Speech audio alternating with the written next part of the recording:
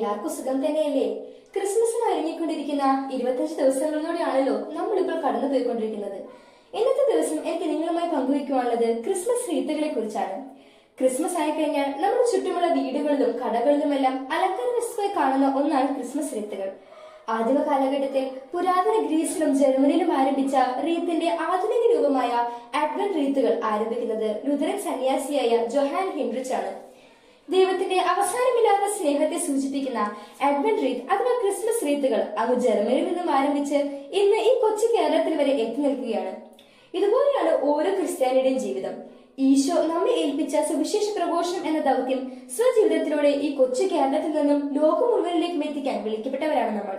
ഈ ക്രിസ്മസിനോടനുബന്ധിച്ച് കുഞ്ഞു കുഞ്ഞു കാരുണ്യ പ്രവർത്തനങ്ങളിലൂടെയും പരോപകാര പ്രവർത്തനങ്ങളിലൂടെയും ഈശോയ്ക്ക് സാക്ഷ്യം വഹിച്ച് ലോകത്തിൽ നമ്മുടെ സുവിശേഷ പ്രഘോഷണം നമുക്ക് പൂർത്തിയാക്കാം.